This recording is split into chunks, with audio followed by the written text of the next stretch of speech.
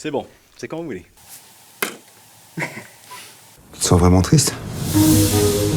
C'est un trauma crânien franchement grave. Il s'est passé quoi au juste? Ça veut dire qu'en fait, il a eu un choc derrière, mais la bosse, elle est devant. Je vais vous proposer un traitement nouveau. Et puis, il faut qu'il soit bien entouré sur le plan affectif. Merci. Combien on te doit? 150 €. En chèque ou en espèces, parce que je prends pas la carte bleue. Bah, je vais prendre ton chéquier, Doudou. Bonjour Roche Dizem. Bonjour. On est heureux de vous accueillir sur la Grande Plage pour évoquer votre dernier film, Les Miens. Alors, j'avais décidé de t'emmerder jusqu'au bout, là. Maman, tonton, là, c'est l'exorciste. On le reconnaît plus du tout, là. Il est plus irritable, donc forcément, il est un peu plus agressif. Elles sont nulles, tes vidéos, et t'es moche. La bonne nouvelle, c'est que c'est provisoire. Je l'ai jamais vu comme ça de ma vie. Tu crois que j'ai besoin d'un merdeux de 27 ans à vacher sur mon canapé, à jouer H24 à ce jeu débile? Roche Dizem, comment résumeriez-vous ce film ? Ah, ça, c'est la question la plus... à laquelle il est le plus difficile de répondre. C'est-à-dire que...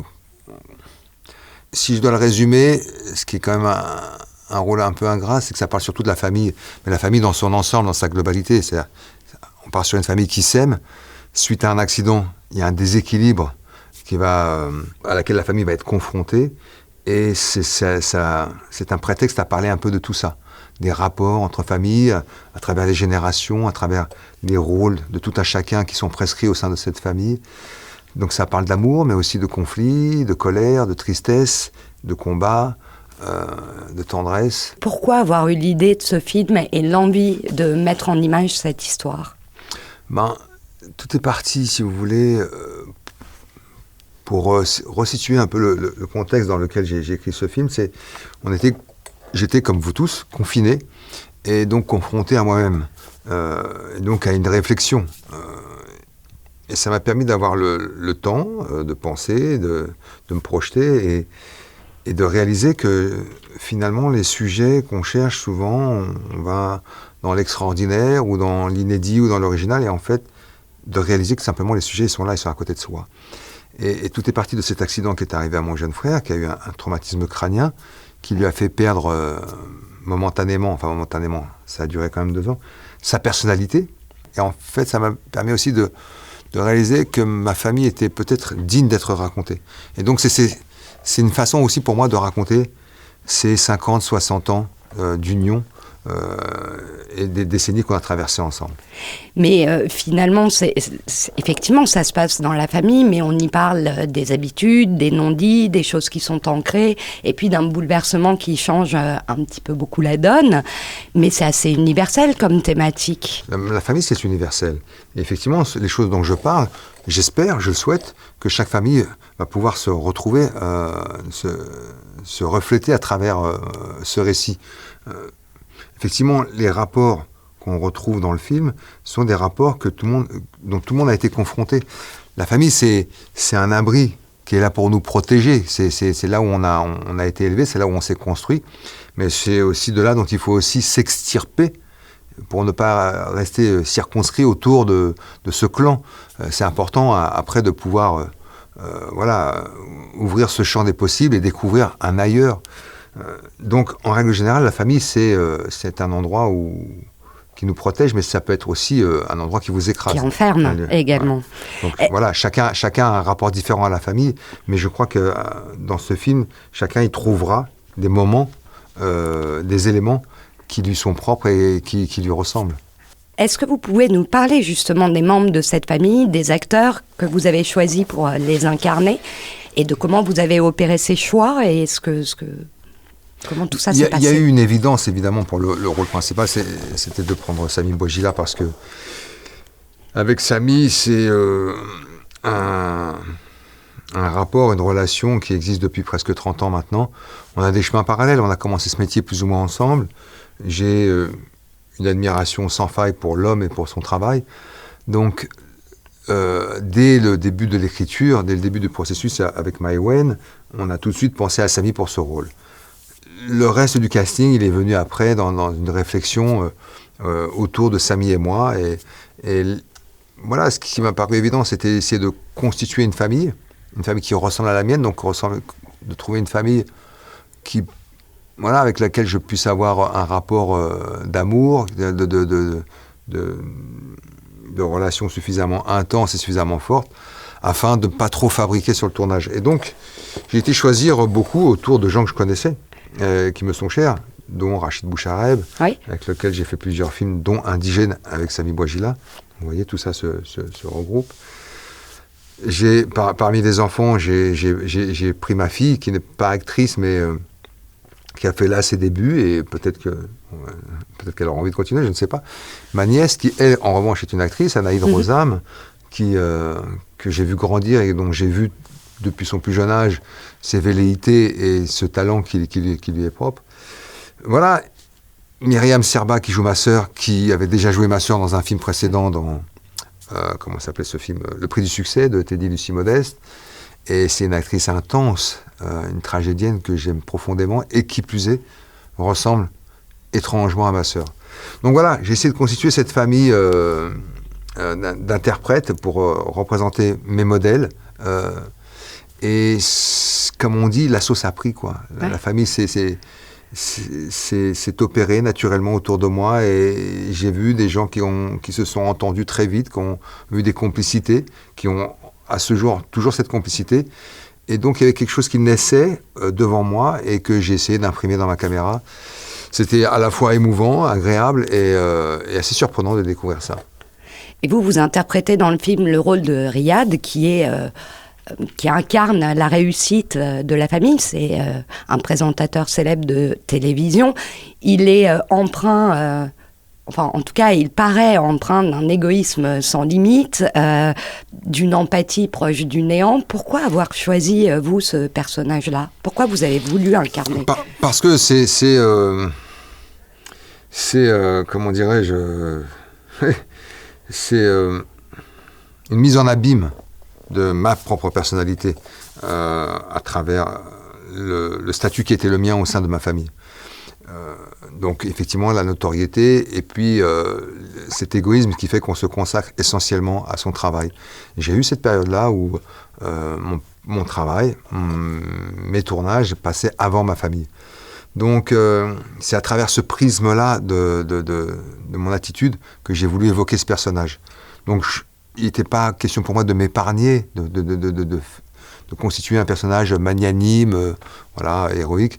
Voilà, j'ai voulu aussi montrer ce qui fait de moi un homme vulnérable.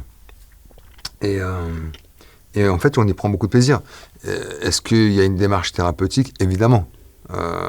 S'écrire un rôle comme ça, c'est très cathartique et qui plus est, ma famille, quand ils ont découvert le film, ont dit « Tu t'es pas loupé, c'est très proche de la vérité ». Donc voilà, mais c'est presque un soulagement de s'écrire un personnage comme celui-là. Et vous m'avez ôté la question, justement, votre famille a réagi comment en voyant le film ? Très bien, étrangement. Je m'attendais à ce qu'il soit davantage déstabilisé. Mais il y a quelque chose qui est assez touchant, c'est-à-dire que le fait même qu'on écrive un film avec des personnages inspirés de vous, ouais. Quelque part, vous le recevez comme quelque chose de très flatteur. Il y a quelque chose de l'ordre du privilège d'être, de voir Samy Bouajila qui vous interprète. C'est assez jouissif. Donc il y a cet aspect-là qui était très important dans la façon dont ils ont reçu le film. Et puis, c'est un hommage que je leur fais. Et c'est comme ça qu'ils l'ont reçu. Donc, c'est ma façon à moi de leur dire à quel point je les aime et à quel point j'ai besoin d'eux. On a différentes façons, comme tu as chacun, de s'exprimer. Moi, c'est à travers mes films. Bien sûr. Parfois, c'est des poèmes. Parfois, c'est des mots, tout simplement. Parfois, c'est un regard. J'ai la chance de pouvoir raconter ça avec une caméra. Et Samy Bouajila, il m'a impressionné dans le film. Souvent, le jeu d'acteur, en tout cas, c'est l'image peut-être d'Épinal que j'en ai, on se dit que l'acteur, il donne beaucoup de sa personne et d'émotions. Et là, à l'inverse, lui, le rôle qu'il a, c'est d'être empreint de zéro expression et que les choses fusent un petit peu sans émotion, avec une froideur. Est-ce que c'était difficile pour lui de justement ne rien laisser transparaître, même dans les expressions du visage ? C'était important en tout cas, oui. Parce que quand vous subissez le traumatisme crânien qui a été celui qu'a subi mon frère, vous perdez toute notion d'émotion. C'est ce que raconte le film. Hein. Il ne ressent plus la tristesse, il ne ressent plus la joie, il ne ressent plus la peur, il ne ressent plus... voilà, il n'a plus d'émotion. Et donc, qu'est-ce qui se passe d'abord visuellement sur un visage et au niveau de votre attitude? Et le travail de Samy a été évidemment essentiellement concentré là-dessus. C'est un grand acteur. Vous savez, moi, il y a 10 ans de ça, je l'avais déjà engagé sur Omar Mathieu. Mm-hmm. C'est un acteur sur lequel on peut se reposer complètement parce que, évidemment, le personnage d'Omar Haddad, il en est très éloigné, mais la façon dont il l'a constitué, il prend des initiatives. Un exemple, Omar Haddad est originaire d'une région d'Agadir au sud du Maroc. Samy est parti de sa propre initiative plusieurs jours dans cette région afin de s'inspirer même de la langue telle qu'elle était parlée, parce qu'il disait c'est pas un Marocain comme celui qu'on peut entendre en ville à Casablanca ou à Marrakech, c'est un autre Marocain. Donc de sa propre initiative, il se nourrit de ça et donc du coup il est habité. Il est imprégné. Complètement.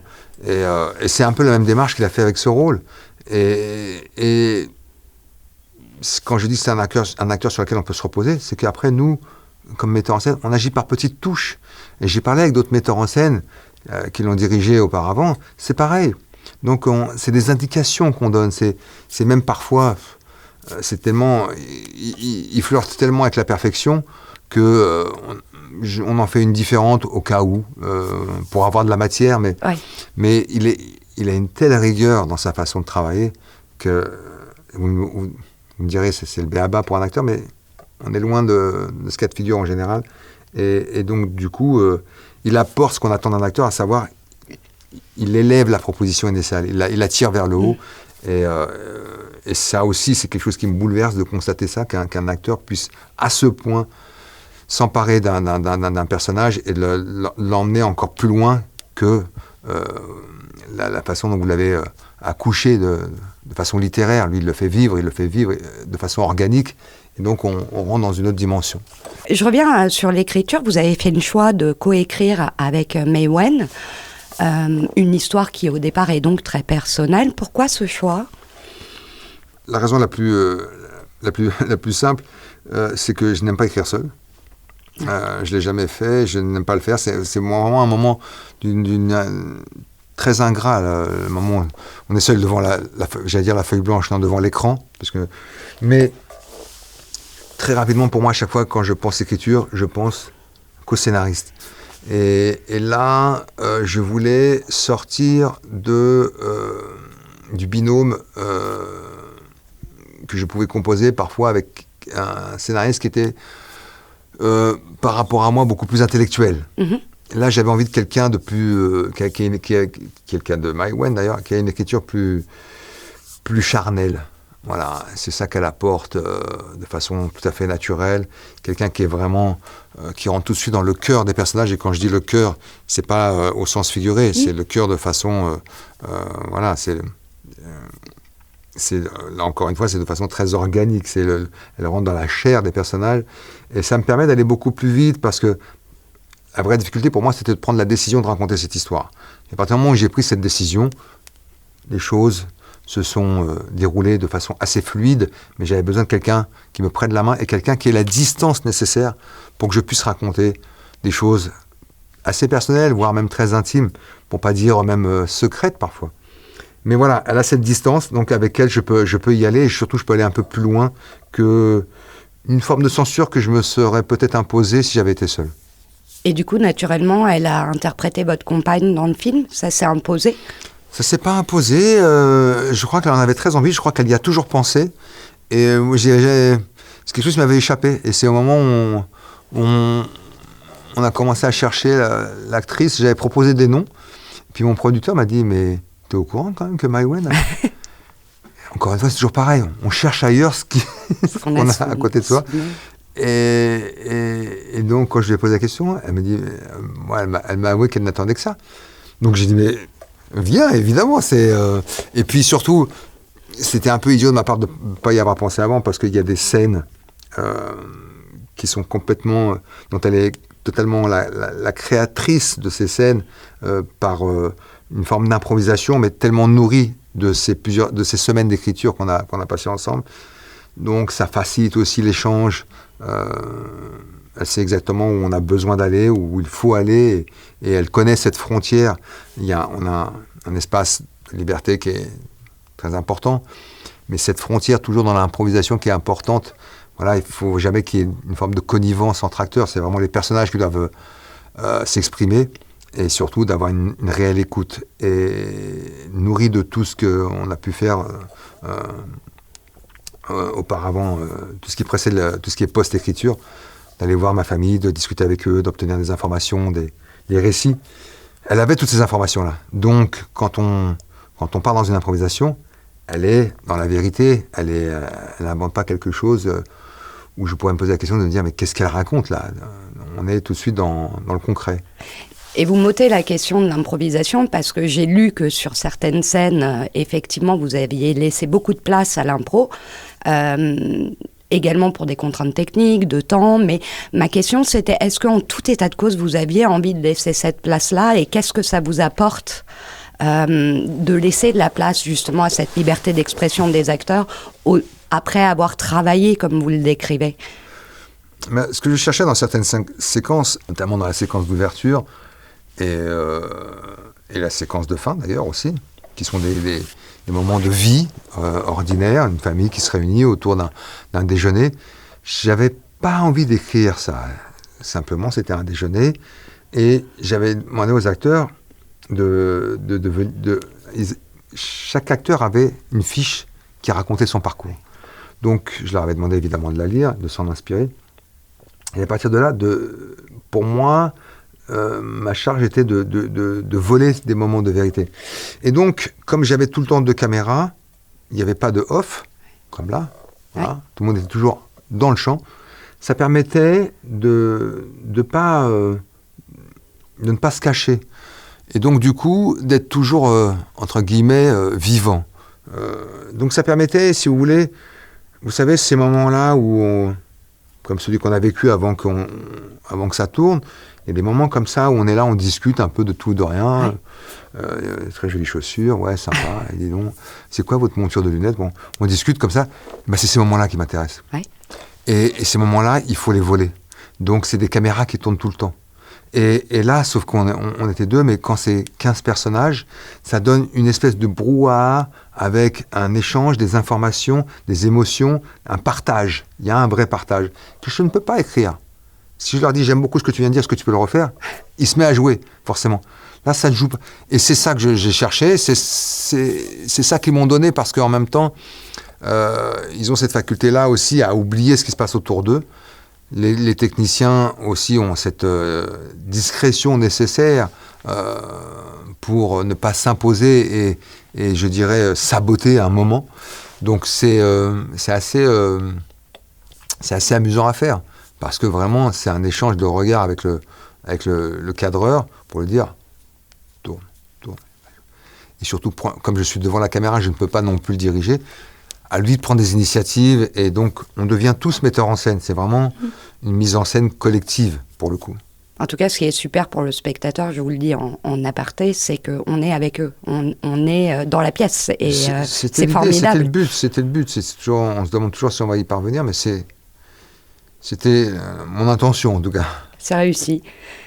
Vous êtes impliqué beaucoup dans la post-prod au travers de ce que vous dites. Ça a dû être un cauchemar. Vous devez avoir plein d'images. Comment on fait le choix?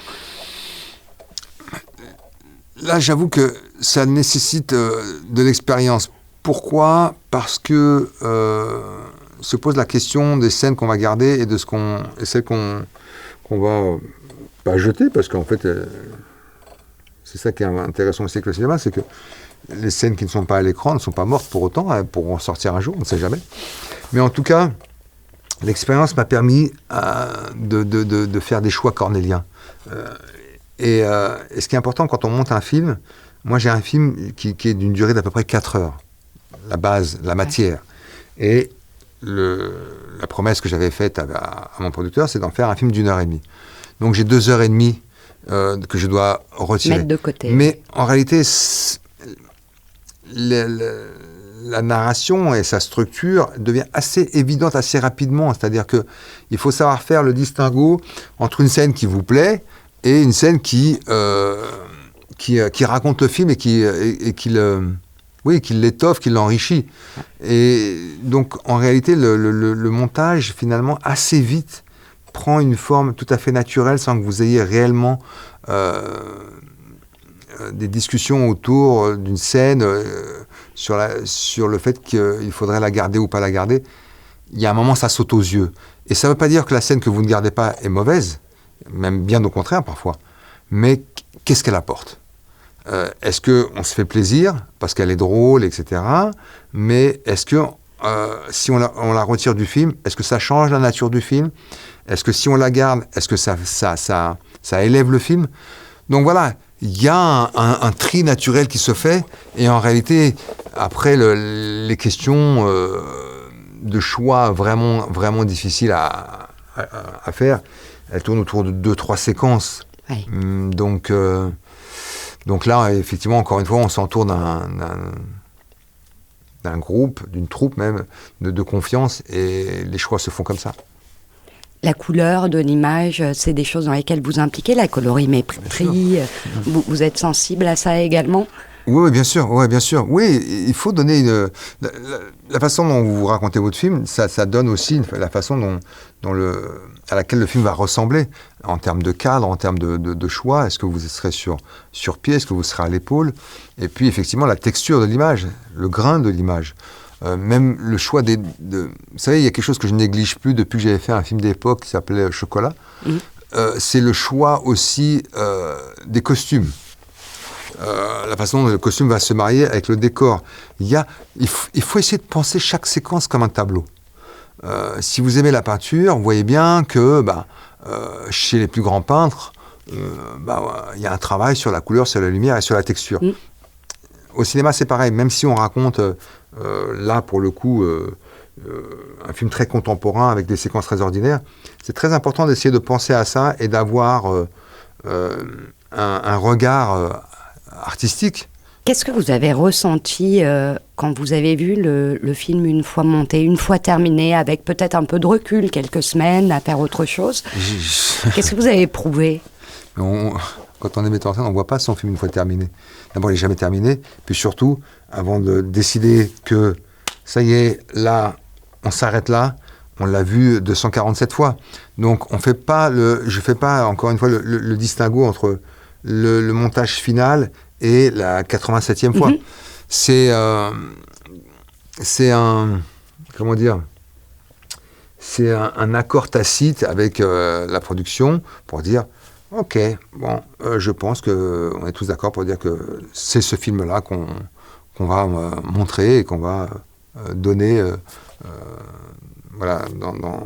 dans sa forme. Alors, mais le film, pour moi, il n'est jamais terminé.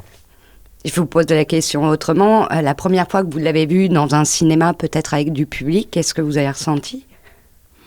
C'est assez étrange parce que une des premières fois, c'était au Festival de Venise. Ouais. Donc, une compétition internationale, donc avec des gens qui viennent de tout horizon, de tous les pays. Et là, c'est intéressant de voir aussi à quel point le langage de ce film, il est universel. Et c'était un moment assez émouvant. En plus, j'étais avec mon équipe, avec tous mes acteurs, et de voir que les moments sensibles du film, ou les moments parfois un peu humoristiques, il y en a aussi, de voir à quel point ça fonctionne aussi bien avec un Italien, un Américain, un Polonais qu'avec un Français. Ça, c'était pour le coup, pour une première projection, c'était assez original, et de voir comme ça que le cinéma est un art qui peut voyager à travers le monde, c'est un peu bateau ce que je viens de dire, je vous l'accorde, mais c'est toujours heureux de le constater. Qu'est-ce que vous retiendrez au final de cette belle expérience et de ce film ? Je retiens beaucoup de choses, mais ce que je retiens essentiellement, c'est que le fait d'avoir livré un film aussi sincère et aussi intime, pour moi, c'est une nouvelle façon de voir mon travail. C'est-à-dire que il me paraît évident aujourd'hui de devoir me mettre à nu davantage, pas seulement comme metteur en scène, pas seulement comme scénariste, mais aussi comme acteur, pour continuer à entretenir cette flamme. On a besoin, nous les acteurs, à chaque fois de trouver une source de motivation qui puisse, comme ça, perpétrer le désir, la passion. Et ce film est une forme de tremplin à ça, en tout cas. Il ouvre une voie. Comment ? Il ouvre une voie. Il ouvre une voie, absolument. Ouais. Voilà, j'avais besoin de ce film pour, en tout cas, entrevoir les prochaines années différemment, autrement, mais avec la même, si ce n'est plus de passion, quoi. Votre plus grande récompense, ce serait que le public retienne quoi de ce film ? Ma plus belle récompense, c'est à chaque fois que quelqu'un se retrouve dans cette famille. Voilà, moi, je suis d'origine marocaine, donc je raconte l'histoire d'une famille première génération.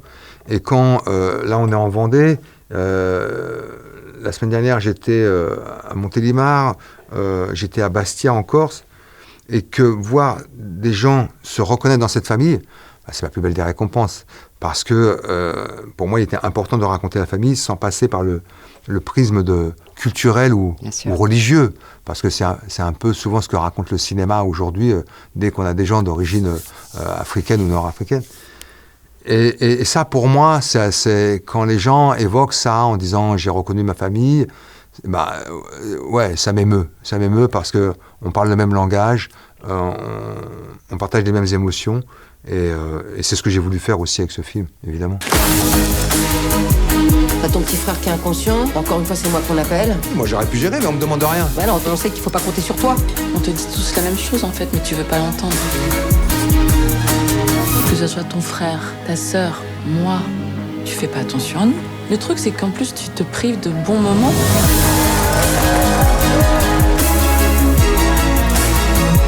J'ai besoin de vous, moi. Vous êtes ma famille. Je vous aime. Ça se voit pas. J'aurais adoré avoir une famille comme ça. T'es triste ? Sur une échelle de 0 à 6, tu dirais combien ?